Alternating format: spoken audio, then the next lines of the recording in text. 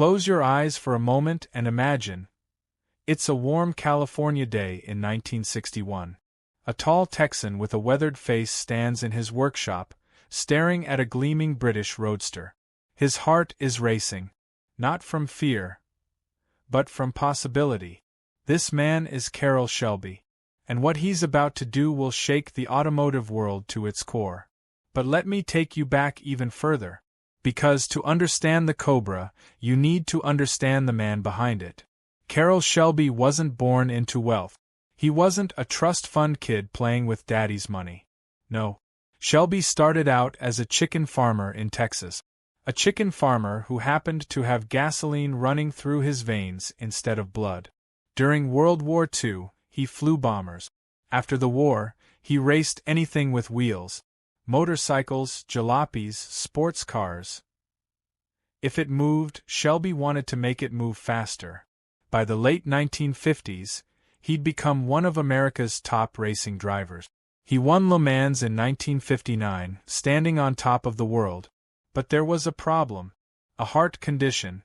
The doctors told him his racing days were over. At just 38 years old, he had to hang up his helmet. Most men would have been crushed. Most men would have walked away. But Carroll Shelby? He had a different idea. If he couldn't drive the fastest cars in the world, he'd build them instead. Now, here's where the story gets interesting. Shelby had been watching the racing scene closely. European cars, especially British sports cars, were beautiful, lightweight, and handled like a dream. But they had one fatal flaw: they were slow. Their engines were small, refined, civilized. Perfect for a Sunday drive through the countryside. Terrible for winning races. American cars, on the other hand, had the opposite problem. Detroit was pumping out massive V8 engines with horsepower for days. But the cars themselves? Heavy, cumbersome, built more for straight-line speed than cornering. Shelby saw an opportunity. What if you could combine the best of both worlds? Take the lightweight, agile chassis of a British sports car and drop in the raw, unbridled power of an American V8 engine. It was brilliant. It was audacious. And everyone thought he was absolutely crazy. But Shelby didn't care what people thought. He started making phone calls. First, to AC Cars in Thames Ditton, England. They built a beautiful little roadster called the AC Ace. Elegant lines, aluminum body, perfect handling. But powered by a tired old six-cylinder engine that was older than most of the people driving it. Shelby had a proposal. "Send me one of your Ace bodies," he said. "Just the chassis and body. No engine. I've got something special in mind." The folks at AC must have thought he was mad. But they were struggling financially and they needed all the help they could get. So they agreed. Next call? Ford Motor Company. Now, this took some serious Texas charm. Shelby walked into Ford and basically said, "I need your engines. Your powerful V8 engines. I'm going to put them in a British car and beat Ferrari and Corvette on the racetrack." Remember, this is 1961. Ford was still smarting from being rejected by Ferrari when they tried to buy the Italian company. Henry Ford II wanted revenge. He wanted to beat Ferrari at Le Mans more than anything.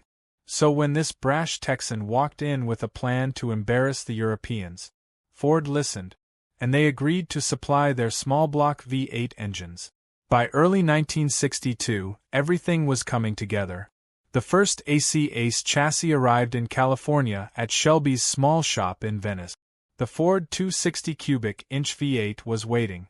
And on a cool February morning, Shelby and his small team of mechanics started the most important project of their lives. Now, you might think bolting an American engine into a British car would be simple. Just unbolt one, bolt in the other, right? Wrong. This was like trying to fit an elephant into a Mini Cooper. The Ford V8 was massive compared to the old AC engine. The transmission didn't line up. The exhaust had nowhere to go. The suspension needed reinforcing. The brakes would need serious upgrading to handle all this new power. Shelby's team worked day and night. Cutting, welding, fabricating, problem-solving. Every single component had to be rethought. It was automotive surgery of the highest order. Finally, after weeks of work, it was ready. The first prototype. Shelby turned the key. The V8 roared to life with a sound that British sports car had never made before. Deep, throaty, menacing. He took it out for a test drive. And within minutes, he knew. This was it. This was the car that would change everything. But what to call it? Legend has it that Shelby was asleep one night when he had a dream. In that dream, he saw a Cobra, coiled, ready to strike, powerful, dangerous, beautiful.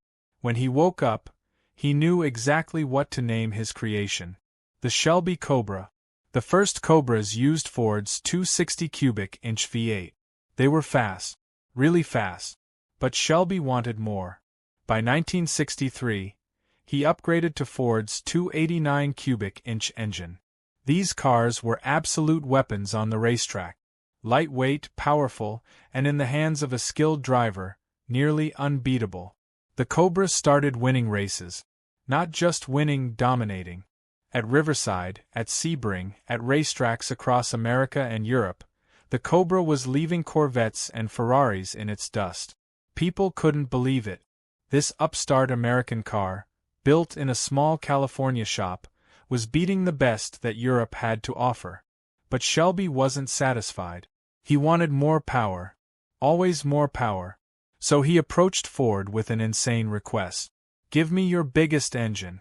The 427 cubic inch V8. The same engine going into Ford's Galaxy race cars. Ford thought he was crazy. This engine produced over 400 horsepower. The Cobra chassis was never designed for that kind of power. It would be like strapping a rocket to a bicycle. But Shelby was insistent.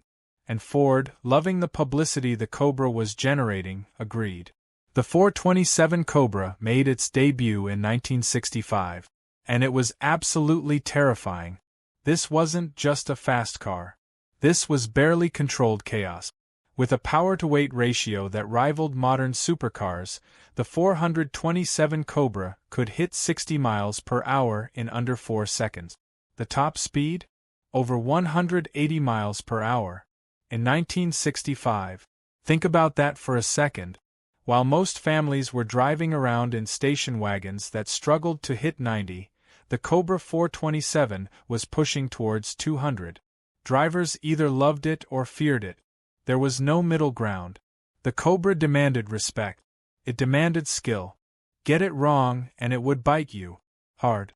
But get it right? Get it right and you felt like you were piloting a fighter jet on wheels. The racing success continued. Shelby Cobras won the USRRC championship. They won the World Manufacturers' Championship for sports cars, beating Ferrari in the process. That Texas chicken farmer had actually done it. He'd beaten Enzo Ferrari at his own game. Production continued through 1967. But by then, the world was changing. New safety regulations were coming. Emissions standards were on the horizon. And the era of the raw, unfiltered sports car was coming to an end. In total, only about 1,000 original Shelby Cobras were built between 1962 and 1967. 1,000 cars. That's it. Today, those original Cobras are worth millions. In 2016, one sold at auction for over $13 million. Yes, you heard that right. $13 million for a car that cost around $6,000 new. But here's the beautiful irony of the Cobra story. Because originals are so rare and so expensive, the Cobra became the most replicated car in automotive history. Thousands of kit car companies around the world build Cobra replicas. You can buy a kit, build it in your garage, and experience at least a taste of what made the original so special. Some purists hate the replicas. They say they cheapen the legacy. But I think Carroll Shelby would have loved it. Here was a man who believed that everyone should be able to experience the thrill of a truly great sports car. The fact that his design is still being built, still being driven, still putting smiles on faces more than 60 years later? That's not diluting the legacy. That's cementing it. The Shelby Cobra represents something primal in the automotive world. It's the ultimate expression of the phrase, "There's no replacement for displacement." Proved that sometimes the simplest ideas are the best. Take something light, add enormous power, and hold on for dear life. Carroll Shelby passed away in 2012 at the age of 89. But his legacy lives on. Not just in the Cobra, but in every car that bears his name. The Shelby Mustangs, the GT40 that finally beat Ferrari at Le Mans, the modern Shelby GT500. But it all started with that crazy idea.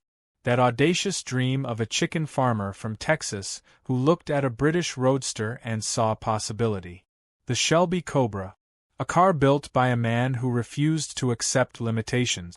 A car that changed racing forever. A car that, even today, represents the purest form of automotive passion. And every time one fires up, whether it's an original worth millions or a kit car built in someone's garage, that distinctive V8 rumble reminds us of what made it special. Raw power. No compromises. Pure, undiluted driving emotion. That's the Shelby Cobra. And that's why, more than 6 decades later, we're still talking about it. Because legends truly never die.